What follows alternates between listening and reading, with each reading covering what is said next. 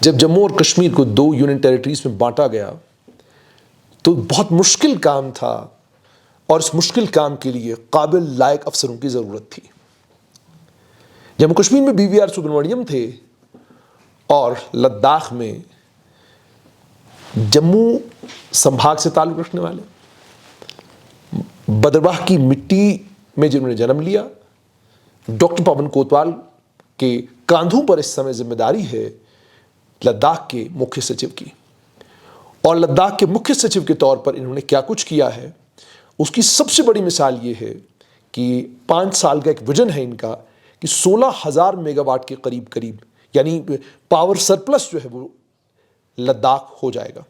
हालांकि लद्दाख की जो बिजली की डिमांड है बिल्कुल थोड़ी सी है, लेकिन इतना सरप्लस होगा कि पूरे देश में बिजली बेचेगा और लद्दाख एक मजबूत इकॉनमी बनकर उभरेगा।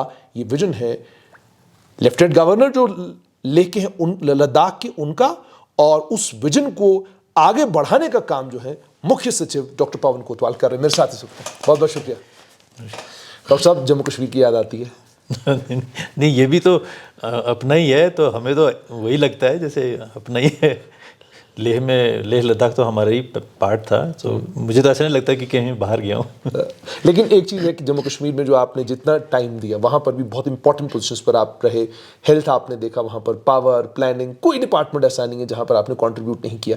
तो कभी किसी वक्त ये होता है कि यार मैं जम्मू कश्मीर में पैदा हुआ हूँ और मतलब वो जो अरमान था कि मैं वहाँ और कंट्रीब्यूट करता हूँ, कोई अरमान रह तो नहीं गया कहीं? नहीं, लद्दाख जो है काम करने के लिहाज से, और क्योंकि एक नई यूटी थी, तो जो यहाँ के चैलेंज थे और जो यहाँ काम करने का जो स्कोप है और फ्रीडम है वो बहुत अच्छी है। और यहाँ पे क्योंकि एक कॉम्पैक्ट एरिया है, पॉपुलेशन बहुत लिमिटेड है, 3 लाख है, और फंड्स की कोई कमी नहीं है, तो आप जो प्लान कर सकते हैं वो आप इम्प्लीमेंट कर सकते हैं। और इसलिए ये काम करने के लिहाज से बहुत ही अच्छा मेरा एक्सपीरियंस यहाँ रहा है, और बहुत अच्छे उसके रिज़ल्ट भी जो सेटिस्फाइंग है जो वो आ रहे हैं। मैं आ रहा था और बहुत सारे व्यूअर्स, मैं जब आ रहा था करगिल से लेह की तरफ, तो यकीन मानिएगा कि बहुत सारी जगहों पर मैंने बहुत सारे फ़ोटोग्राफ्स लिए हैं। फ़ोटो आपको ये बताता है कि ये कोई यूरोप का कोई एक शहर है, लेकिन लेह है। और लेह शहर के अंदर या लेह शहर से आप दाएं बाएं किसी भी तरफ चले जाएं, जो रोड इंफ्रास्ट्रक्चर है कमाल का है। मतलब पैंगोंग लेक तक जो आपको सड़क लेके जाती है वो कमाल है। उससे आगे कई स्पॉट्स हैं जो बहुत बेहतरीन टूरिस्ट स्पॉट्स हैं, वहां तक जो रोड गई है इतनी कमाल की रोड गई है कि पूछिएगा मत।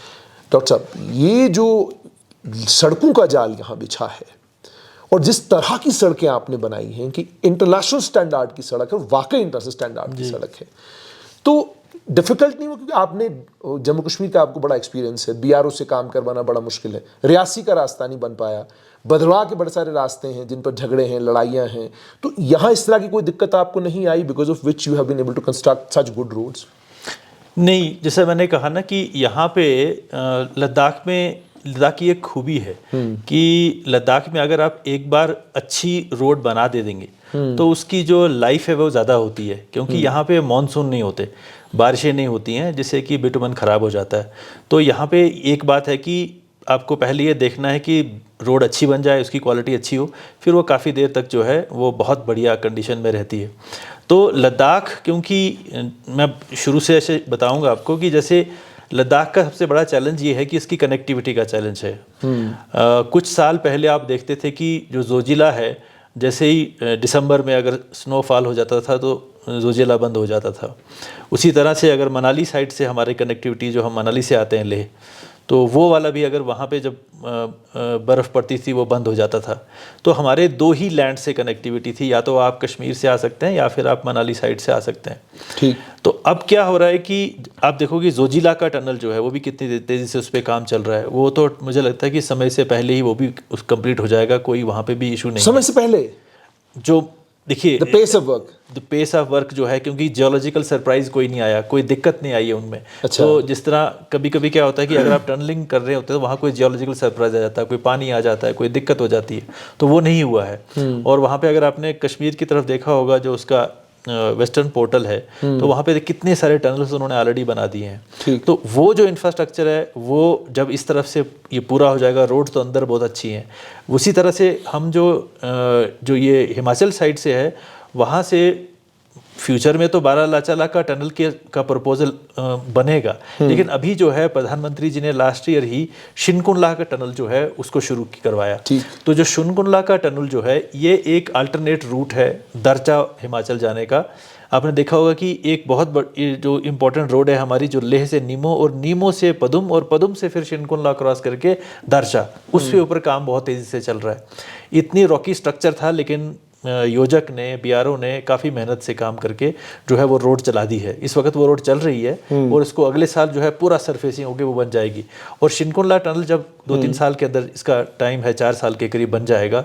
4 किलोमीटर का टनल है शिनकुंडला पास के नीचे से, तो वो फिर हमारा कनेक्टिविटी जो है हिमाचल से भी हो जाएगी पूरी राउंड द ईयर, और कश्मीर वैली से भी हो जाएगी। और कश्मीर वैली जैसे आपको मालूम ही है कि ऑलरेडी ट्रेन से जुड़ चुका है। तो कनेक्टिविटी जो है वो बहुत जो अच्छी हो जाएगी लद्दाख में। उसके अंदर के जो हमारे रोड्स हैं, बीआरओ के रोड्स जो हैं, यहाँ पे जनरली जो रोड्स रहती हैं मोस्टली ये स्टाफ रोड्स कहते हैं इसे हम, ये जनरली जो है ये बीआरओ जो है इसकी एग्जीक्यूटिव एजेंसी रहती है।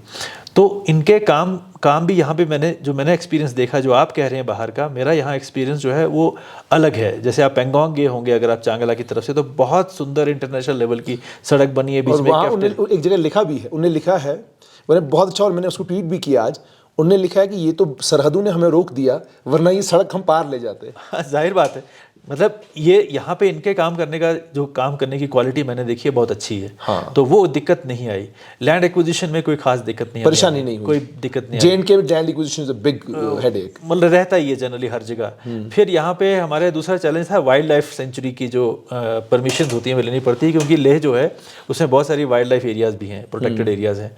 उनकी परमिशन भी हमें जो है अपने state board of wild life के बाद national board of wild life से एकदम जल्दी से मिल जाती है। तो और हमारे काम जो है वो रुकते नहीं है। ठीक, हमने एक और स्ट्रेटेजी जो अपनाई है यहाँ पे कि क्योंकि बीआरओ की जो जितनी भी रोड्स आज बन रही है, जो आप देख रहे हैं कि चल रही हैं, तो उसमें हमने ये स्ट्रेटेजी की है कि जहाँ पे उनको शुरुआत के लिए जो पैसे होता है, जैसे अगर गवर्नमेंट ऑफ इंडिया से आपने प्रोजेक्ट शुरू करवाना है तो उसमें टाइम लगता है। तो हम क्या करते हैं कि पहले डीपीआर बनवा लेते हैं, क्योंकि उनके पास डीपीआर बनाने की थोड़ी दिक्कत होती है, क्योंकि जब तक उनका अपना अप्रूवल नहीं होगा तब तक डीपीआर में नहीं बना सकते। हम कहते हैं नहीं, हम यूटी बजट से हम आपको डीपीआर बनाने का पैसा दे देंगे। जब वो डीपीआर बना लेते हैं तो एक बेसिस बन जाता है। उसके बाद हम कहते हैं आप काम शुरू कर दीजिए, हमारे बजट से जो भी हमारे पास है आप उसे, जैसे ही वो काम शुरू करते हैं हम वो गवर्नमेंट ऑफ इंडिया में भेजते हैं।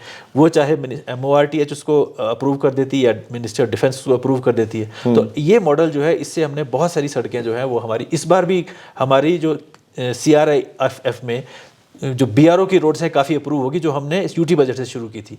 क्योंकि गवर्नमेंट ऑफ इंडिया में ये है कि हमारा एलोकेशन जो है यूटी का काफ़ी उसका शेयर होता है CRIF में भी। तो लेकिन उनको ये चाहिए होता है कि कोई प्रोजेक्ट अगर रवा हो, चल रहा हो, तो उसमें वो फंडिंग जल्दी कर देते हैं। तो ये जो दूसरा हमारा यहाँ लद्दाख में एक और, हम अब आज तो आप रोड की बात कर रहे हैं, फ्यूचर में हम चाहते हैं कि क्योंकि लद्दाख तो का नाम ही है कि it's a land of passes, क्योंकि आपको अगर एक वैली से दूसरी में जाना है तो पहले आपको एक रेंज ऊपर जाना पड़ता है, पास क्रॉस करके नीचे वैली में जाना पड़ता है। जैसे आप अगर श्योक में जाएं, पेंगोंग की तरफ जाएं, तो यहाँ पे रोड्स में आपने देखा होगा जनरल टेंडेंसी ये होती है कि आप चलिए, फिर ऊपर चढ़िए, फिर नीचे आइए, फिर नीचे चलिए, फिर ऊपर आइए। हाँ, तो ये क्या है कि इससे एक तो डिस्टेंस बढ़ता है, दूसरा आपका जो ये फॉसिल फ्यूल्स हैं, ये पेट्रोल है, डीजल है, इसका कंजम्पशन बढ़ता है। तो over a period of time हम ये प्लान कर रहे हैं कि जितने टनल हो सकते हैं हम उतने टनल बनाएं। एक तो उससे स्पीड बढ़ेगी, जल्दी जाएंगे, और उससे कार्बन न्यूट्रल डेवलपमेंट होगी, मतलब आपका कार्बन जो है वो कम इस्तेमाल होगा। लेकिन कोदल साहब, इस ये जो आप प्लान करते हैं, प्लान तो बहुत खूबसूरत है, लेकिन द मोमेंट आपने चांगला को बाईपास कर दिया, कहीं नीचे से लोगों को चांगला तो नहीं दिखेगा फिर? नहीं, चांगला का हमने ऐसा किया है। खारदुम देखिए, जब भी कोई टूरिज़्म का अलग हिसाब है, इंफ्रास्ट्रक्चर या जो है वो मूवमेंट जो है, स्ट्रेटेजिक मूवमेंट जो है वो अलग चीज़ है। यानी कि आपने अगर कोई रसद पहुंचानी है अपने लोगों के लिए तो आप टनल का इस्तेमाल करेंगे। आपने टूरिस्ट को ले जाना है तो आप चांगला ज़रूर जाएंगे, क्योंकि कभी भी जो पुरानी रोड होती है वो बंद नहीं होती, बल्कि वो और अच्छी तरह से उसको डेवलप करते हैं, वहाँ उतना रश नहीं होगा। उसी तरह चांगला के लिए हमने एक केला का टनल जो है वो अप्रूव हो रहा है। इशू ये है कि इस एरिया के अंदर आप राउंड द ईयर कनेक्टिविटी दें। कोई भी, क्योंकि पासेस के ऊपर बर्फ रहती है, स्लिपरी होते हैं, तो विंटर में उनके ऊपर चलना खतरे से खाली नहीं होता है। और अभी मतलब द मोमेंट आप ऊपर की तरफ जा रहे होते हैं, किसी जगह अगर आगे से गाड़ी आ जाए और आपको रिवर्स करना पड़े, whatever kind of car you have, दिक्कत हो जाती है और बहुत मुश्किल से आप रिवर्स कर पाते हैं। बिल्कुल, इसलिए ये बहुत ज़रूरी है कि आप टनल्स को सेफ तरीके से जो है आप उसको कम्यूटिंग करने के लिए, या आपका जो भी जो ट्रांसपोर्ट में जो आपका स्ट्रेटेजिक हो, चाहे वो पब्लिक का हो, चाहे वो सामान का आना जाना हो, वो आप टनल के थ्रू जो जाएंगे तो मच बेहतर रहता है। तो मुझे कोतवाल साहब ये बताइएगा कि आपसे बात हुई थी, आपने ये बताया कि लद्दाख की जो पावर कंजम्पशन है, लद्दाख की जो पावर कंजम्पशन है या जो डिमांड है लद्दाख की, एक तो वो कितनी है, और उसके बाद ये कि पावर सरप्लस हो जाएगा 5 साल में लद्दाख, वो विजन है आपका, तो कितनी इस वक्त डिमांड है और पावर सरप्लस करने के लिए what are the efforts that you are making, और क्या क्लाइमेट एक्टिविस्ट उससे खुश है आपसे या वो नाराज है? देखिए, मैं आपको एक सीधी एक बॉटम लाइन बताऊंगा कि लद्दाख की डेवलपमेंट जो है वो इसके एनवायरनमेंट और इसकी इकोलॉजी की कॉस्ट पे नहीं हो सकती। हमें जो भी डेवलपमेंट लद्दाख में, ये हमारे प्राइम मिनिस्टर साहब ने लाल किले की प्राचीर से रिपब्लिक अगस्त इंडिपेंडेंस डे में अनाउंस किया था कि कार्बन न्यूट्रल डेवलपमेंट होगी लद्दाख में। लद्दाख को हम एक इकोलॉजिकली सेंसिटिव एरिया है, एनवायरमेंटली सेंसिटिव एरिया है, उसमें कोई भी ऐसे डेवलपमेंट के कार्य ना हो जिससे कि उसकी इकोलॉजी पे, उसकी वाइल्ड लाइफ पे, उसके एनवायरनमेंट पे, उसके पानी के ऊपर, उसके ग्लेशियर्स के ऊपर कोई गलत असर पड़े।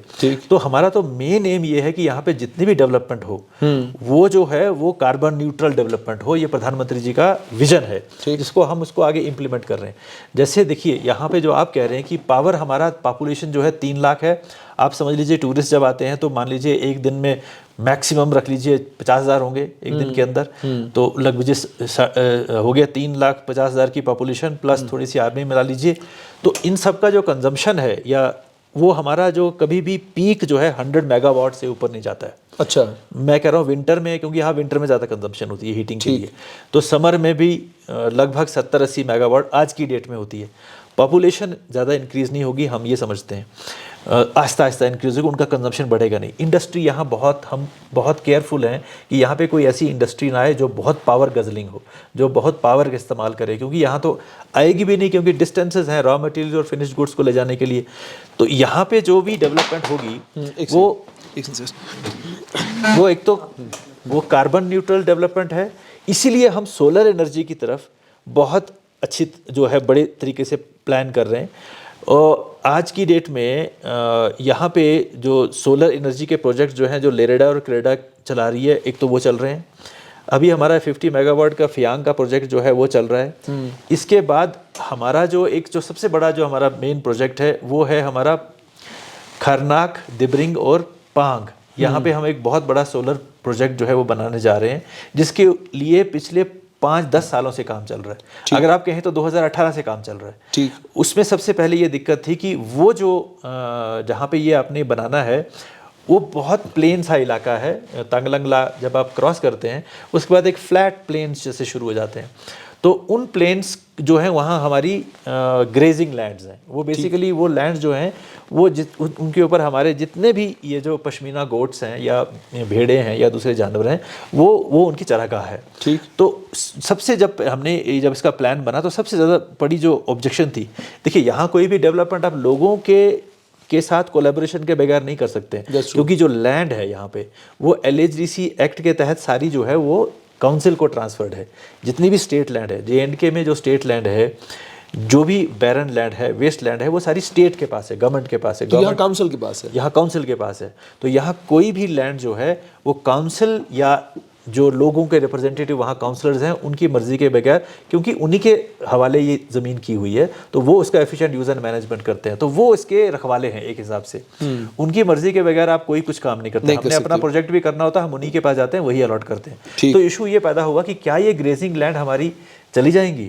जैसे अगर आप वहाँ सोलर पैनल लगाते हैं तो क्या हमारे जानवरों को वहाँ एक्सेस नहीं होगा? क्या वहाँ नीचे जो घास होगी उसके ऊपर ये बेसिकली बहुत सारे क्लाइमेट एक्टिविस्ट भी कह रहे हैं करण जी कि वो वहाँ पर बैरिकेड्स लगा देंगे या तार लगा देंगे, बंद कर देंगे। सबसे बड़ा इतने टाइम 4 साल क्यों लगे? इसलिए ये लगा कि ये काफ़ी इंटेंस नेगोशिएशंस लोगों के साथ, उनके साथ बातचीत हुई कि आपका जो ग्रेजिंग है वो उनका ही नहीं बल्कि हमारा भी सबसे इम्पॉर्टेंट चीज़ है, क्योंकि हम पहचाने ही पश्मीना के लिए जाते हैं लद्दाख, तो हम किसी भी कीमत पर अपनी पश्मीना गोट पॉपुलेशन या हर्डर्स को नुकसान नहीं कर सकते हैं। तो इसलिए हमने एक ऐसा प्लान बनाया है, सिस्टम बनाया है कि जो कि साइंटिफिकली प्रूवन है कि अगर आप सोलर पैनल की हाइट बढ़ा दें, अगर आप उसको ऊंचा कर दें, मान लीजिए अगर वो सोलर पैनल इस वक्त 4 फुट के ऊपर है या 5 फुट के ऊपर है, अगर उसको 7 फुट कर दें तो उसके नीचे आराम से ग्रेजिंग होती है। ठीक, ये प्रूवन है हर जगह, उसके डिज़ाइन अवेलेबल हैं। तो हमने अभी क्या किया कि हमने सेकी को कहा, जो इसके प्रोजेक्ट चलाने वाले हैं, कि भाई जो अगर यहाँ प्रोजेक्ट बनेगा तो बनेगा ग्रेजिंग के साथ, ग्रेजिंग के बगैर यहाँ प्रोजेक्ट नहीं बन सकता, क्योंकि यहाँ पे ग्रेजिंग लैंड्स हैं ये। तो उसके बाद क्या हुआ है कि ये बात जो है हमने लोगों के साथ शेयर की, तो लोग इस बात को मान गए कि भाई वाकई अगर ग्रेजिंग इफेक्ट नहीं होती है तो हमें इसमें कोई एतराज़ नहीं है, बल्कि इससे फ़ायदा ये होता है कि अब हम वहाँ एक पायलट प्रोजेक्ट कर रहे हैं। पिछली बार हमारे यहाँ क्या होता है, जैसे चीफ सेक्रेटरीज कॉन्फ्रेंस होती है, तो चीफ सेक्रेटरीज कॉन्फ्रेंस में ये बात उठी, क्योंकि वहाँ पे सोलर एनर्जी को प्रमोट करना कंट्री में, वर्ल्ड में एक बात है। तो वहाँ पे हमारे प्रधानमंत्री जी ने कहा कि आप वहाँ लोगों को ये प्रूव करके पहले दिखाइए कि ये जो हम वहाँ प्रोजेक्ट लगा रहे हैं उससे उनको फ़ायदा होगा, उनकी ग्रेजिंग भी इम्प्रूव होगी और उनके जो ग्रास जो वहाँ ग्रो करता है उसमें मॉइस्चर रिटेंशन होगा और ग्रास भी अच्छा होगा, बल्कि और अच्छी तरह से उसको ग्रास लैंड भी बन जाएगी और ग्रेजिंग भी होगी। उनके इंस्ट्रक्शंस के ऊपर हमने क्या किया कि 2 हेक्टेयर एरिया में हमने 1 हेक्टेयर एरिया के ऊपर हम उस डिज़ाइन से सोलर पैनल बना रहे हैं, जिसका काम जो है जल्दी शुरू होने जा रहा है। हमने एग्रीकल्चर साइंटिस्ट जो हमारे लद्दाख यूनिवर्सिटी के, उनको हमने लगा दिया है कि जो 2 हेक्टेयर में से 1 हेक्टेयर जो है उसके ऊपर आप ये रेज्ड सोलर पैनल लगा दीजिए, दूसरा 1 हेक्टेयर जो एरिया है उसको खुला रख दीजिए, जिसके ऊपर सन जो है सीधा पड़ेगा। फिर आप इसकी सॉइल का मॉइस्चर और साइंटिफिक स्टडी करिए कि ये जो पैनल के नीचे ज़मीन है ये बेहतर हो गई या ये जो बाहर है इसके वो बेहतर है। और ग्रेजिंग तो फिजिकल बात है, जब जानवर नीचे से जाएगा तो ग्रेजिंग करेगा, तो वो दोनों चीज़ें आप प्रूव करिए साइंटिफिकली। तो ये उनका इंस्ट्रक्शन है। हाईएस्ट अथॉरिटी जो एग्जीक्यूटिव अथॉरिटी, वो कह रहे हैं कि यहाँ के लोगों की मर्जी के बगैर और यहाँ के लोगों के हितों की रक्षा के साथ ही डेवलपमेंट होना चाहिए। तो कितने हज़ार मेगावाट के करीब ये आपका प्लान है कि इतने हज़ार मेगावाट जो है हम सोलर पावर यहाँ पे इसका प्रोजेक्ट का, इसको हम कहते हैं, ये नाम इसका 13 गीगावाट है। 1 गीगावाट 1000 मेगावाट होता है। लेकिन आपको मालूम है कि बिजली जो होती है, सोलर एनर्जी जो होती है, वो सिर्फ दिन में अवेलेबल होती है, शाम को अवेलेबल नहीं होती। ये उसकी दिक्कत होती है, दैट इज ओनली ड्रॉबैक। तो इसीलिए इसमें जब भी कोई इंडस्ट्री ने प्लान करना होता है उसको आपको 24 घंटे देनी होती है पावर। तो इसलिए इसको हमने ऐसे प्लान किया हुआ है कि आपका दिन को डायरेक्ट जब सनलाइट आएगी, जो सेकी का प्लान है, सूरज की रोशनी से बिजली बन रही है और डायरेक्ट जा रही है ग्रीन कॉरिडोर से, मतलब तारों से ऊपर कंट्री को जा रही है, वो लगभग कोई समझ लीजिए कोई 5 गीगावाट वो होगी, 5000 मेगावाट दिन को जाया करेगी। उसके साथ साथ वो लगभग 4000 मेगावाट, 5000 मेगावाट इज ह्यूज। मतलब आपका जेएनके का जो टोटल रिक्वायरमेंट है आपकी बिजली की, वो 2700 मेगावाट के करीब, उसका दुगना तो आप यहाँ पे दिन को, और आपकी जरूरत तो 100 मेगावाट के ऊपर तो है। और शाम को जब रात होती है तो उस वक्त दिन को बैटरी भी चार्ज होंगी और रात को वो बैटरी से पावर जाएगी। इसमें जो आप कह रहे हैं कि लोगों को, एक तो लोगों को फायदा इसी लोग माने हैं, एक तो उनका हमने ग्रेजिंग प्रोटेक्ट किया है, दूसरा उसमें हमने उनको ये भी, उनका एक मेन ये डिमांड था वहाँ पे, जो ग्रेजर्स या जो लोग थे कि भाई इसको हमें, एलएचडीसी का ये था कि भाई हमें क्या मिलेगा, हम लैंड दे रहे हैं लगभग 50,000। ये भी कह रहे हैं कि मान लीजिए आपने बना ली 5000 मेगावाट के करीब बिजली, हमको तो 100 चाहिए, बाकी तो आपके पास। बिल्कुल ये जो पावर हमारी है ये देश के लिए, हमारे लिए नहीं है। हमारे पास जो देश ने 100 मेगावाट दिया, जिसमें से हम अपने भी थोड़ी बनाते हैं, वो काफ़ी है। You going to tell them कि नहीं ये तुमको फ्री मिलेगी 100। ये जो देखिए पॉइंट क्या है कि अगर आप ये जो पावर बेचेंगे ना, उसकी कॉस्ट होती है, ठीक है। अब जो कॉस्ट है उसमें से एलएचडीसी को हमने एक फिक्स्ड परसेंटेज जो है वो एग्जीक्यूटिव एजेंसी देगी, क्योंकि इसका प्रोजेक्ट जो है वो सेकी करेगी, solar energy corporation of India. तो हर एक जो यूनिट जनरेट होगा उस पर 5 पैसे का नॉर्म रहता है। तो उसके हिसाब से इनका जो, जब ये प्रोजेक्ट पूरा शुरू हो जाएगा तो लगभग 150 करोड़ के करीब तो इनको वहां से अर्निंग होगी। किसको? एलएचडीसी को। और वो तो परमानेंट रहेगी ना, वो तो 50 साल तक रहेगी। तो बिजली का क्या रहेगा? क्या बिजली आप मतलब जब आप 5000 मेगावाट बना रहे हैं, then do you think as a government would you like to take bills from the people, और you would just tell them that this free of cost for all of you? देखिए, आज की date में हम क्या कर रहे हैं, मैं आप तो आज की डेट में सिचुएशन क्या है? आज की डेट में सिचुएशन लद्दाख में ये है, हमारा जो डोमेस्टिक कंज्यूमर है, he has no problem in paying whatever bills we pay them. There is no demand from public and should not be also. अच्छा. Because if you go for free things, the quality goes down. Right, Correct? that's true. तो ये यहाँ तो मैंने कभी सुना ही नहीं किसी आदमी से कि जनाब हमारे बिजली का बिल वो कहते हैं जनाब बिजली दे दो, बिजली क्वालिटी होनी चाहिए, दे दो, और हम वो दे रहे हैं। और यहाँ पे इतना कंजम्पशन है ही नहीं। जैसे और मैंने ये भी देखा 24/7 पावर है यहाँ। यहाँ पे 24/7 है। जम्मू में आपको दिक्कत आती है जब मैं जाता हूँ वहाँ पे बिल्कुल। तो यहाँ पे पावर है। तो अब हम क्या कर रहे हैं कि देखिए, लेह में हम 3 तरीके से काम कर रहे हैं। एक तो हम लेह के जो हर घर है, जो डोमेस्टिक घर, लेह और कारगिल, हर जगह, दोनों जगह जहाँ पे भी ग्रिड पावर अवेलेबल है। आपने सुना होगा नाम प्रधानमंत्री सूर्य घर मुफ्त बिजली योजना। मुफ्त बिजली योजना, उसको हम इस तरह से सैचुरेट कर रहे हैं, सैचुरेट करने का प्लान है हमारा।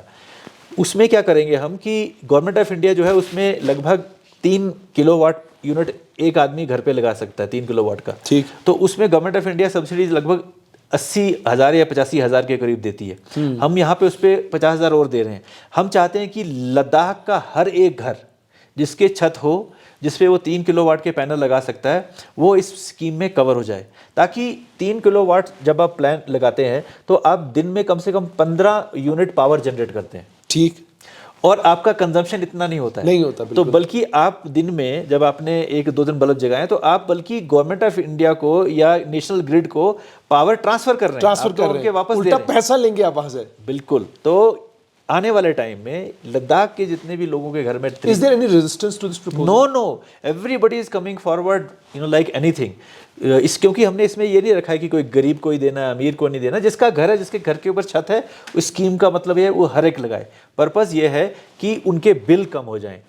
जो आदमी 3 किलोवाट का पावर का यूनिट लगाएगा और 15 यूनिट दिन में गवर्नमेंट को बेचेगा, आने वाले टाइम में इसका जो कॉस्ट जो थोड़ा बहुत वो लगाएगा 30-35 हज़ार रुपया, वो 5 साल में रिकवर हो जाता है। राइट। क्योंकि हमारे यहाँ पे बेसिकली पावर की कॉस्ट ही सस्ती है ना, 3 रुपये, 3.25 रुपये है। बाहर तो 5 रुपये, 8 रुपये है। तो उनका रिकवरी जल्दी हो जाता है क्योंकि वो उनको ज़्यादा पैसे देने पड़ता था पहले। तो इसलिए हमारी क्योंकि बिजली नॉर्मल वाली सस्ती है तो उनको थोड़ा सा टाइम लगता है, लेकिन उसके ऊपर जा रहे हैं। दूसरा, हमारे जितने भी गवर्नमेंट की बिल्डिंग्स हैं, लगभग 1550 गवर्नमेंट की बिल्डिंग है, उन सब के ऊपर हम अपने खर्चे से, यूटी बजट से लगभग 55 करोड़ रुपया खर्च करके उन सब पे सोलर लगा रहे हैं। ताकि जो अभी मेरे कमरे में बिजली होगी वो सोलर, जितना मैं कंज्यूम करूंगा वो सोलर होगी, और जो नहीं कंज्यूम करूंगा वो सरप्लस जो है वो ग्रिड में चली जाएगी। ठीक। राइट। तो उससे हमारा ओवरऑल बिल जो बिजली के हैं वो भी कम हो जाएंगे। अभी आज हमारे एचएलडी साहब ने अप्रूव किया है कि हम जब अपने इलेक्ट्रिक व्हीकल जहाँ चार्जिंग करते हैं वो हम ग्रिड पावर से करते हैं। तो हमने कहा कि नहीं, वो भी सोलर से करेंगे ताकि हमारे ग्रिड पावर का बिजली बच जाए। तो गवर्नमेंट खुद अपनी बिजली के बिल बचाने के लिए भी हम सोलर पावर की तरफ जा रहे हैं। ये एक स्ट्रेटेजी ये है प्राइम मिनिस्टर जो सूर्य घर मुफ्त बिजली योजना। दूसरा, मैंने कहा कि हम सोलराइज कर देंगे गवर्नमेंट की बिल्डिंग को। अब तीसरा चैलेंज हमारा ये रहा कि जो प्राइवेट बिल्डिंग है, जो कमर्शियल है, डोमेस्टिक नहीं है, जिनको प्राइम मिनिस्टर स्वरोज ये सूर्य घर में नहीं ला सकते, वो है हमारे होटल्स, वो है हमारे गेस्ट हाउसेस, वो है हमारे दूसरे कमर्शियल एस्टेब्लिशमेंट। उनके लिए भी हमने अब एक स्कीम जो अभी आप देखेंगे तो वो हमारे पब्लिक डोमेन पे है, उसमें भी हम उनको भी इंसेंटिवाइज कर रहे हैं। क्योंकि जितने भी ये होटल वाले और ये जो गेस्ट हाउस वाले लोग हमारे पास आए, वो कहते हैं हमारे बिजली के बिल बहुत ज़्यादा होते हैं, तो आप हमें 2 काम कीजिए। एक तो हमें जो है स्पेशल होटल का रेट अलग से कर दीजिए जो होटल्स के लिए, वो हमने कर दिया, थोड़ा सा उनको उसमें रिलीफ मिला। दूसरा ये कि हमारे बिजली के बिल कम हो, इसके लिए आप हमें भी सोलर यूनिट लगाने के लिए कुछ इंसेंटिव दें। तो उनसे डिस्कशन करने के बाद हमने एक स्कीम फ्लोट की है जिसकी कॉस्ट गवर्नमेंट को 3 साल में 30 करोड़ पड़ेगी। लेकिन आप देखोगे कि लेह का हर एक या कारगिल का हर एक जो कमर्शियल एस्टेब्लिशमेंट है वो सोलराइज हो जाएगा। तो उससे क्या होगा कि आपकी ओवरऑल कंजम्पशन जो है ग्रिड पावर की, क्योंकि ग्रिड पावर आपको पता है हमारी कंट्री में जो ग्रिड पावर है वो 60 to 70% कोल से आती है। कोल से आती है, बिल्कुल। ठीक है ना, चाहे आप कंज्यूम यहाँ कर रहे हैं लेकिन आ तो वहीं से रही है। तो वहीं से रही। हाइड्रोइलेक्ट्रिक प्रोजेक्ट सिर्फ आपके लिए, यू कैन जस्ट यस। तो जब ये इंटरवेंशन होगा, जब ये सारे हम वेट सिर्फ इतना कर रहे हैं कि हम सारे लद्दाख को कवर करना चाहते हैं इस सूरज को बिजली मुफ्त बिजली योजना में, लेकिन वहाँ पे हमारा ग्रिड पावर नहीं है, क्योंकि इसमें फ़ायदा तब होता है जब आपके यहाँ ऐसा मीटर लगा हो जो पावर अगर आप ज़्यादा कंज्यूम कर रहे हैं तो वहाँ से ले लें और ज़्यादा नहीं कंज्यूम करें तो उसको दे दें। अच्छा, मुझे अब एक चीज़ और बताइए सर कि एम्प्लॉयमेंट की बात करें आप अभी आप जो नए कानून आए हैं उन कानूनों में डोमिसाइल का बड़ा सख्त और बड़ा ताकतवर कानून आया है कि 31 अक्टूबर 2019 के बाद जो है 15 साल की कैलकुलेशन होनी है, 7 साल की कैलकुलेशन होनी है। वो सब एक तो ये कि एम्प्लॉयमेंट को लेकर आप क्या कर रहे हैं, कब तक क्या पब्लिक सर्विस कमीशन जो मांग है यहाँ की ले की, क्या is that feasible, is that possible? और दूसरा ये कि what is this unemployment status of Leh, कितना आप उसके साथ जूझ रहे हैं, what are the ways you are trying to find out जिससे आप इस अनएम्प्लॉयमेंट के क्राइसिस को जो है एड्रेस कर सकें? देखिए, मैं इसमें आपको एक बात ये कहूँगा कि लद्दाख क्योंकि एक फार फ्लंग एरिया है, यहाँ नॉन गवर्नमेंट सेक्टर में जॉब्स बड़े कम हैं except for the hotel industry.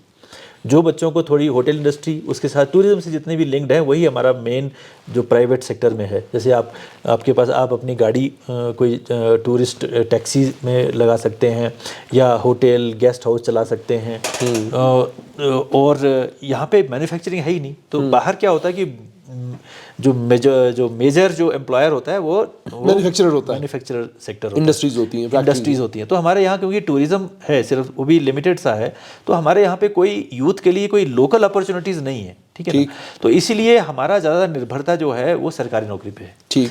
तो हालांकि सरकारी नौकरी से अगर मैं ये कहूँ कि हमारे यहाँ पे अगर पर लाख पॉपुलेशन, जिसको हम कहते हैं कि कितने मैक्सिमम गवर्नमेंट एम्प्लॉय होना चाहिए पर लाख पॉपुलेशन, उस हिसाब से देखें तो हमारे यहाँ काफ़ी ज़्यादा है। जैसे मान लीजिए कंट्री में अगर आप इसको इंटरनेट पे देखें तो वैसे भी जे.एंड.के का अगर आप देख लें, जे.एंड.के में भी मुलाजिम जो है आबादी के हिसाब से बहुत ज़्यादा होते हैं, 5-5.5 लाख मुलाजिम, क्योंकि आपकी जो दूसरा प्राइवेट सेक्टर इतना डेवलप्ड नहीं होता। बॉम्बे में या जो इंडस्ट्रियलाइज नेशंस होते हैं, कंट्रीज होती हैं, वहाँ पे सरकारी नौकरी बहुत कम की तरफ जाते हैं लोग, ज़्यादा प्राइवेट सेक्टर में जाते हैं। तो ये यहाँ की लोगों का जो, अगर आप लद्दाख के अंदर रह के नौकरी करना चाहते हैं तो फिर आपके लिए एक ही अपॉर्चुनिटी है गवर्नमेंट सर्विस जो है, गवर्नमेंट सर्विस जो अगर सिक्योर जिसे हम कहते हैं। तो इसलिए चाहे हमारा already employ strength as compare to the population is already good high, still इसके बाद जो है हमने पिछले 3 साल के अंदर, क्योंकि इसको आप 2 भागों में बांट लीजिए, एक तो हो गया गेजेटेड पोस्ट, एक हो गई नॉन गेजेटेड। तो जो नॉन गेजेटेड पोस्ट हमारे लगभग थी खाली जो है, हमारे यहाँ पास लगभग कोई 24,000 के करीब पोस्टें जो हैं हमारी सैंक्शनड हैं, जिसमें से कि कोई 16-17 हज़ार जो है हमें जे.एंड.के से लोग ऑलरेडी जो यहाँ काम करते थे वो है। अब बच गए 7,000 के बीच में, उसमें कुछ गजटेड हैं, कुछ नॉन गजटेड हैं जो अभी भरी नहीं थी। उनमें से हमने पिछले 3 सालों में 3200 भर दिए, और वो हमने डिस्ट्रिक्ट रिक्रूटमेंट बोर्ड के थ्रू भरी और पुलिस रिक्रूटमेंट बोर्ड के थ्रू भरी और स्टाफ सिलेक्शन कमीशन के थ्रू भरी। उसमें हमने कंडीशन जो थी वो नॉन गजटेड जो के लिए हमने एलआरसी रखा था कि आदमी यहीं का होना चाहिए, जो कि बेसिकली पीआरसी है। जे.एंड.के में जो पीआरसी खत्म हुआ है वो हमने यहाँ पे उसको सस्टेन रखा है in the shape of an LRC, Ladakh resident certificate. Ladakh resident certificate क्या है? जिसके पास पीआरसी है या जो पीआरसी के लिए एलिजिबल था। वो इसलिए कि यहाँ के लोगों को प्रोटेक्शन दी जाए, क्योंकि ये इसको आप दूसरी स्टेट से या दूसरे से कंपेयर नहीं कर सकते। ये एक एक्सक्लूसिव एरिया जहाँ एम्प्लॉयमेंट की अपॉर्चुनिटीज बहुत कम है। तो अगर आप इनको लोगों को ही पहले सैचुरेट नहीं करेंगे या इनकी कॉस्ट पे कोई बाहर वाला होगा तो वो जाहिर बात है कि यहाँ ना अच्छा लगेगा ना एक्सेप्टेबल होगा। तो इसलिए हमने 3200 पोस्टें नॉन गेजेटेड पे की। तो अभी कुछ खाली है और हाँ, अभी और करने जा रहे हैं हम, उस पर भी कर रहे हैं, क्योंकि आपको मालूम जब अब मेन बात पे आ गए कि अब क्योंकि वो जो एक नॉन गेजेटेड वाला जो प्रोविजन था वो एक टेम्परेरी प्रोविजन था। गवर्नमेंट ऑफ इंडिया ने उस वक्त कहा था कि क्योंकि अभी आपको नया यूटी बना है तो आप इसको नॉन गेजेटेड तो शुरू कर दो। आपको टीचर चाहिए, अकाउंट असिस्टेंट चाहिए, नीचे विलेज वर्कर चाहिए, कितने सारे छोटे स्टाफ चाहिए होता, तो आप इनको नॉन गेजेटेड को तो कर लीजिए। वो सिलेक्शन हमारी होगी, हमने नॉन गेजेटेड की, और हमारी किस्मत अच्छी थी कि कोई कोर्ट में भी नहीं गया कि भाई आप ये एलआरसी कैसे कर सकते हैं। जनरली तो वो कॉन्स्टिट्यूशन जो आप आर्टिकल 35A में ऐसे लॉज बनते थे। तो अब क्या हुआ कि वो हम खुशकिस्मत रहे कि हमारे 3200 पोस्टें भर गई। फिर लेकिन हमारा मेन ये एम था कि हम गेजेटेड पोस्ट जो है, अब वो तो टेम्परेरी प्रोविजन था, we should think for a permanent solution. तो हमने कहा कि भाई क्या एलआरसी हम गेजेटेड में भी लगा सकते हैं, तो कॉन्स्टिट्यूशनली वो परमिसिबल नहीं है जैसे आपको मालूम है। तो फिर ये गवर्नमेंट ऑफ इंडिया ने ये कहा कि हम क्या करते हैं कि आपकी अगर 100 पोस्टें होंगी तो पहले तो हम आपकी रिजर्वेशन एसटी की बढ़ा देते हैं।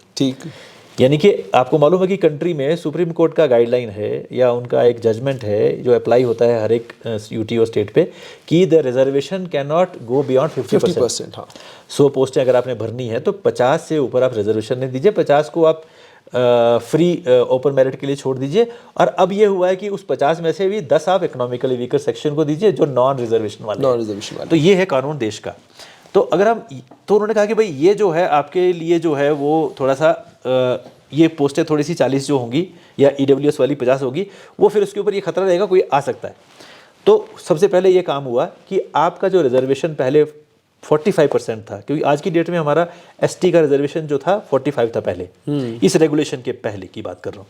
टोटल 50 था, 45 एसटी था, 4% एलएसी था जो बॉर्डर एरिया जिसे हम कहते हैं, लाइन फैक्चुअल कंट्रोल, हाँ जी, और 1% हमारा एससी था। तो ये जो पहले था कि जो हमारा इस जो ये रेगुलेशन आया, जो गवर्नमेंट ऑफ इंडिया का जो अब नया एक्ट आया, रेगुलेशन आया, इससे पहले हमारे यहाँ रिजर्वेशन जो थी वो 50 तक ही लिमिटेड थी, क्योंकि वो सुप्रीम कोर्ट का और का नॉर्म है कि आप रिजर्वेशन 50 से ऊपर नहीं कर सकते। और वही 50% का जो रिस्ट्रिक्शन था वो हमारे जे.एंड.के रिजर्वेशन एक्ट में भी है। ठीक, करेक्ट, ठीक। हमारे ऊपर जे.एंड.के रिजर्वेशन एक्ट लगता था, तो हम उससे ऊपर जा नहीं सकते थे। तो गवर्नमेंट ऑफ इंडिया ने कहा कि ये नौकरियां सिर्फ लद्दाखियों को मिले, इससे हम क्या किसे इसको सुनिश्चित कर सकते हैं। तो उन्होंने कहा कि हम जो रिजर्वेशन का आपका एसटी का है, क्योंकि यहाँ पर पॉपुलेशन कितनी है, 99% मैं कहूँगा कि एसटी है यहाँ पर, बिल्कुल ठीक है ना। हाँ। तो मतलब यहाँ पे अगर 100 लद्दाखी हैं उसमें से 99 एसटी है, ठीक है जी, ठीक। तो उन्होंने कहा कि फिर हम ऐसा करते हैं, एसटी की रिजर्वेशन जो है अभी आपके पास 45% है, इसको हम 80 कर देते हैं। तो ये 85% रिजर्वेशन जो एसटी की है, अब मैं बता रहा हूँ आपको, हाँ। एसटी की रिजर्वेशन बढ़ गई 45 से चली गई 80, ठीक।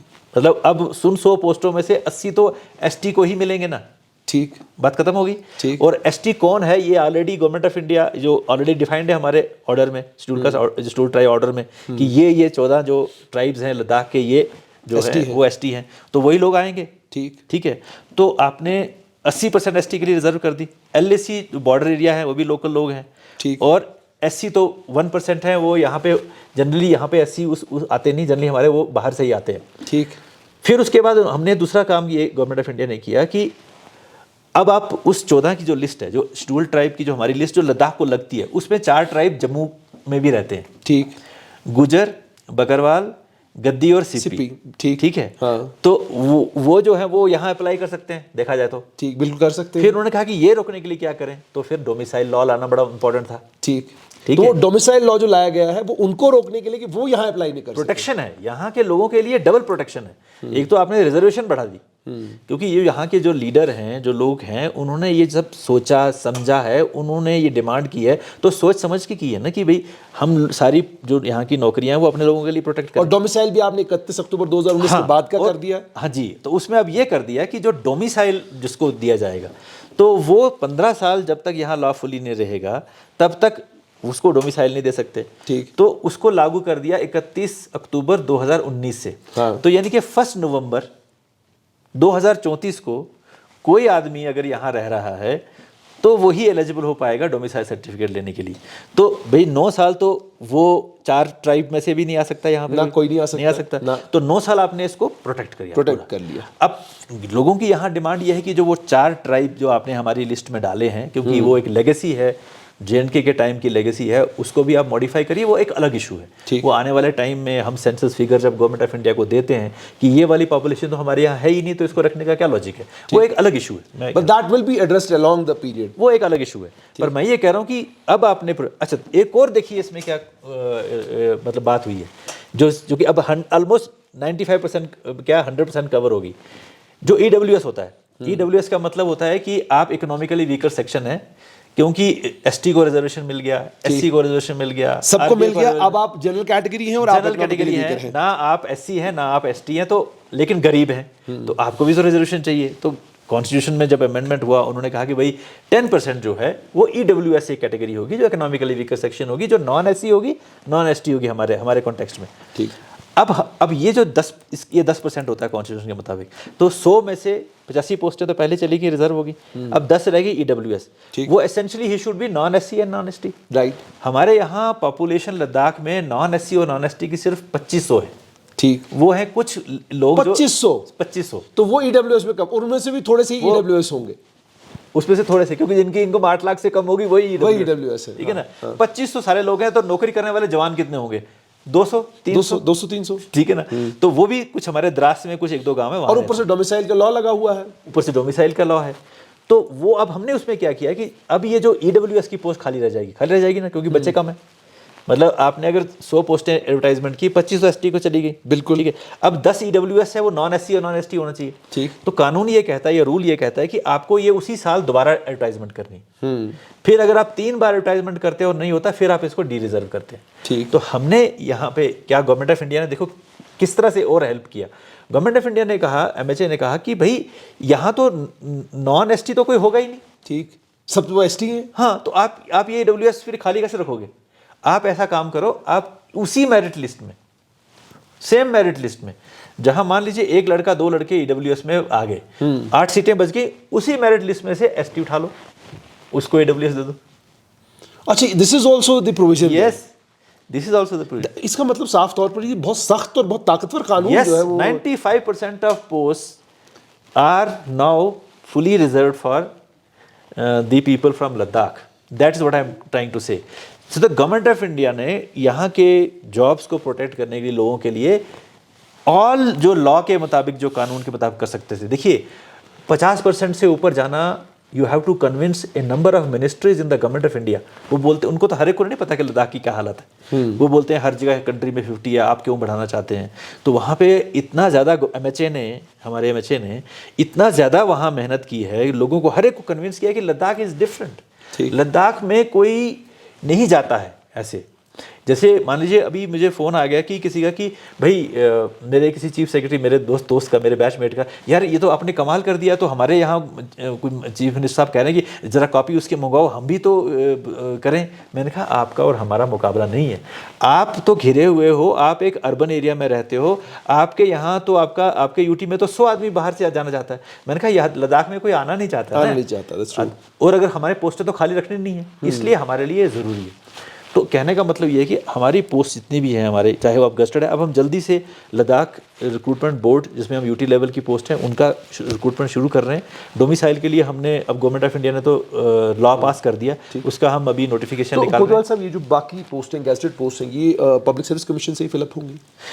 ये यूपीएससी से फिल होती है। देखिए मैं आपको एक बात बताता हूँ, यहाँ के लोगों की एक डिमांड, मैंने ये हम वो, क्योंकि हम उस एचपीसी में बैठे होते हैं, तो वहाँ एक ये डिमांड आती है जनरली कि भाई आप पब्लिक सर्विस कमीशन लद्दाख को इंडिपेंडेंट दीजिए, और अगर आप इंडिपेंडेंट नहीं देना चाहते हैं तो आप थोड़ी देर के लिए जेकेपीएससी से, हमारा पर्पज़ तो है भरना, पर्पज़ है कि भाई जल्दी से पोस्टें भरी जाएँ। तो क्योंकि अब जो प्रोटेक्शन ऑफ पोस्ट हो गई है, 3 लाख लोगों के लिए कितने एसटीएम आप मतलब लगाएंगे? 3 लाख लोगों के लिए कितने डीसी लगेंगे? 3 लाख लोगों के लिए कितने ऑफिसर लगेंगे? देखिए इट्स बिट सरप्राइजिंग कि आप, आबादी थोड़ी सी है, हाँ। और उसके बाद मैंने ये भी देखा कि जितना भी मैं घूमा हूँ, छोटे छोटे इलाके हैं, और छोटे से इलाके में आपका एक एसडीएम बैठा हुआ है, तो स्टैग्नेशन नहीं होगी ओवर अ पीरियड? देखिए मैं आपको एक बात बताता हूँ, ये जो एडमिनिस्ट्रेशन का जो कॉन्सेप्ट है ना, जो लोगों को एडमिनिस्ट्रेशन का कॉन्सेप्ट जो है, ये कि एडमिनिस्ट्रेशन करना है, कि उसमें कितने एम्प्लॉय होने चाहिए, वहाँ कितने अस्पताल होने चाहिए, कितने स्कूल होने चाहिए, है ना। There are 2 criteria for determining कि आपको इंफ्रास्ट्रक्चर चाहिए या मैन पावर देनी है आपको नहीं। एक होता है पॉपुलेशन, एक होता है जोग्राफिक एरिया। तो पॉपुलेशन के नॉर्म के ऊपर अगर हम कहेंगे तो आप कहेंगे कि ठीक है, आपका पॉपुलेशन 3 लाख है, तो 3 लाख लोगों को आप कितना पैसा दे देंगे, ये ना, मतलब आप एक आदमी के मतलब पर कैपिटा कितना एलोकेशन कर देंगे।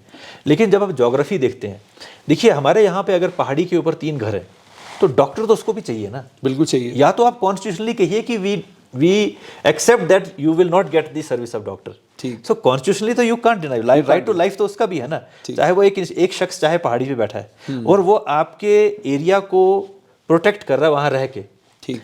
देखिए when people live at a place the place gets protected, ठीक है ना, बिल्कुल ठीक। तो मतलब हम ये हमें तो मैं तो कभी कभी ये हैरान होता हूँ कि भाई इनको हम कितने इनकी जगह जगह जहाँ जहाँ इन्होंने कब्जा करके रखा है, भाई कब्जा ही है ना, देश के लिए कब्जा कर रहे हैं ना, अब जगह बैठे हुए हैं ना, चाहे आपके बुजुर्ग थे, चाहे आप यहाँ के रहने वाले हैं, तो you have a physical possession of the place, right. तो आपको तो हमको डिनाई नहीं ना कर सकते कि आपको डॉक्टर नहीं चाहिए, तो हम तो ये कहते हैं कि आपको तो एक पीएचसी जो है, अगर आपको वो अगर 50 घरों को भी देनी चाहिए तो देनी चाहिए ना। सो वो क्राइटेरिया जो आप कह रहे हैं कि यहाँ डीसी, अब मान लीजिए तुर्तुक का आदमी लेह के डीसी के पास आने के लिए कितना किलोमीटर चलना पड़ता है उसको, और यहाँ तो किसी भी तरफ आप चले आएगा नहीं ना, नहीं आएगा ही नहीं ना, तो he will be denied of the patronage, Pangong का आदमी यहाँ नहीं आएगा ना पूरा। तो या तो आप ये कह दें कि भाई डिस्टेंस इतने ज्यादा हो गया, कंट्री जो है अफोर्ड नहीं कर सकती, पर ऐसा तो नहीं ना है। We can afford, the country can afford to provide services to our citizen. So are you thinking of PSC for Ladakh public service commission? देखिए ये इशू ये है कि आप रिक्रूटमेंट कैसे करते हैं। हमारा जो एक्ट है ना, मतलब जो रीऑर्गेनाइजेशन एक्ट में आप पढ़ेंगे तो वहाँ लिखा हुआ है कि गजेटेड पोस्ट की रिक्रूटमेंट 2 किस्म की होती है। एक रिक्रूटमेंट होती है जो आपकी एडमिनिस्ट्रेटिव सर्विस होती है, JNK में JKS है, JKPS है, JKR। दूसरा होता है गजेटेड पोस्ट, डॉक्टर है, लेक्चरर है, इंजीनियर्स हैं। तो प्रोसेस ये रहता है कि आपको रेगुलर रिक्रूटमेंट हो चाहिए। देखिए JKPSC में अब रेगुलराइज हुई है पिछले 10-15 साल से, जब हम सर्विस में आए थे तो बहुत इरेगुलर सी रिक्रूटमेंट हुआ, बहुत इरेगुलर, 5-5 10-10 साल। यूपीएससी का फायदा ये है आपको कि एक तो हम JNK के उतने करीब नहीं जितने दिल्ली के करीब है।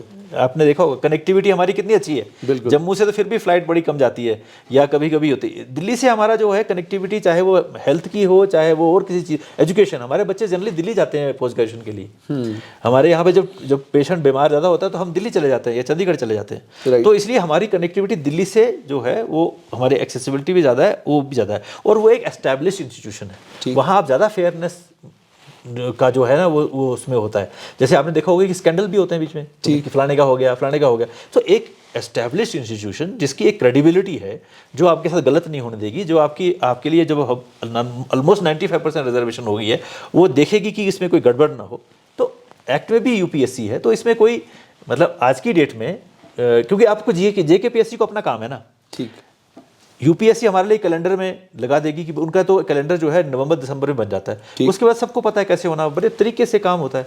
तो JNKPSC जो है उसके अपने भी बहुत सारे काम है, फिर हमें उनके पास जाना पड़ता है। मतलब गवर्नमेंट को मैंने ऐसे बहुत बारी जगह ट्राई किया कि जहाँ एक इंस्टीट्यूशन ऑलरेडी वहाँ था, हमने सोचा कि यार हम क्यों अपना एक खर्चा करें, आप ही हमारा काम भी कर लो, मगर वो हम फिर सेकंड प्रायोरिटी पे चले जाते हैं, मतलब पहले बिकॉज़ उनकी फर्स्ट प्रायोरिटी JNK रहेगी। बिल्कुल। तो बहुत लंबा इंटरव्यू होगा, आखिर में आपसे जानना चाहूँगा, आप यहाँ ट्रैवल भी करते होंगे, अब भद्रवाह से हैं आप, तो लद्दाख के लोगों से मिलते भी होंगे, बातचीत भी होती होगी, क्या कहते हैं लद्दाख के लोग आपको? What is their perception of the government? क्या उनको अब ये महसूस होता है कि नहीं गलत हो गया, हमको JNK से अलग नहीं होना चाहिए था, या they have started feeling that we are much better off जब से हम लोग यूटी बने हैं? नहीं, देखिए आम आदमी जो है ना यहाँ पे, देखिए ड्यूटी की डिमांड जो है लद्दाख की तो बहुत पुरानी थी ना, तो वो तो खुशी ही खुशी है, उसमें तो कोई दो राय नहीं है। जनरली मैंने ये देखा है, जो मेरा ऑब्जर्वेशन ये है कि कई सालों से जब आपका जो यहाँ पे जो रिप्रेजेंटेशन होती थी या जो आपका टॉप अथॉरिटी होती थी वो CEC होता था, राइट, काउंसलर्स आपके मिनिस्टर होते थे, ठीक है ना, तो आप क्योंकि वो आप ही के होते थे, आपके इलेक्टेड होते थे, तो आपको उनसे पहचान भी होती थी, आप वहाँ कंफर्टेबल भी फील करते थे, ठीक है, राइट। अब एक लेयर और आ गई है, ठीक है ना, मतलब HLG है, मैं हूँ, एडमिनिस्ट्रेशन है, सेक्रेटरीट आ गया है, तो एक जनरल लोगों को ऐसा लगता है कि भाई ये कोई एक नई जो है नई स्कीम ऑफ थिंग्स है, नए लोग अब इनको भी इनके आगे भी जाके बोलना है, मतलब हमारी बात जो है ज्यादा सुनी जा रही है कंपैरेटिवली। मेरे कहने का मतलब, हाँ, ये मेरे कहने का उनका मतलब ये होता है कि समटाइम्स पीपल फील कि ये नया सिस्टम में एडजस्ट होने में टाइम लगता है, यू नो। जैसे मान लीजिए यहाँ पे पहले कोई भी चीज़ होती होगी, जैसे यहाँ पे आप देखते होंगे तो बहुत सारे आप देखेंगे कि यार एक घर यहाँ बना हुआ है, एक घर यहाँ बना हुआ है, कोई प्लानिंग नहीं है, कोई कॉलोनी प्लान नहीं है, कोई कुछ नहीं है, तो क्या है? तो पॉइंट ये है कि पहले आप एक सिस्टम से चल रहे थे, क्योंकि लॉज भी जो होते हैं या रूल्स जो होते हैं ना, वो जो दूर वाली जगह होती है ना, वो उतने वहाँ इंप्लीमेंट नहीं होते हैं, राइट। तो जब एडमिनिस्ट्रेशन वहाँ पहुँच जाती है तब अब कहेंगे कि लॉ भी ये वाला है, ये रूल ये है, हम ऐसा करना चाहते हैं, तो थोड़ा सा जब एडजस्ट करने में थोड़ा सा टाइम जो है वो लगता है। तो लोगों में जनरली ये तो बहुत खुशी है कि पैसा बहुत आ गया, बहुत सारे। पहले मैंने जब सुना था उस वक्त ये था कि नौकरियां नहीं हो रही, क्योंकि रिक्रूटमेंट बड़ी देर से बंद हुई थी, लेकिन उससे नॉन गजेटेड की जब रिक्रूटमेंट होगी वो वाला चीज़ हल होगी। अब तो ये इनका था गस्टर्ड का, तो ये भी हल हो जाएगा। तो मुझे लगता है कि ओवरऑल बेनिफिट बहुत ज़्यादा है। लोग ये समझ रहे हैं कि इतनी फैसिलिटीज़, देखिए 19 में यहाँ पावर आई तो लद्दाख का चेहरा ही बदल गया। ठीक, अगले साल के एंड तक नुब्रा में आपकी ग्रिड पावर चली जाएगी, ठीक, चांगथांग में आपकी ग्रिड पावर चली जाएगी, जानस्कर में आपकी ग्रिड पावर चली जाएगी। पावर से ही सब कुछ है, रोशनी, स्कूल, बिजली, अस्पताल, उनकी हीटिंग, सब कुछ।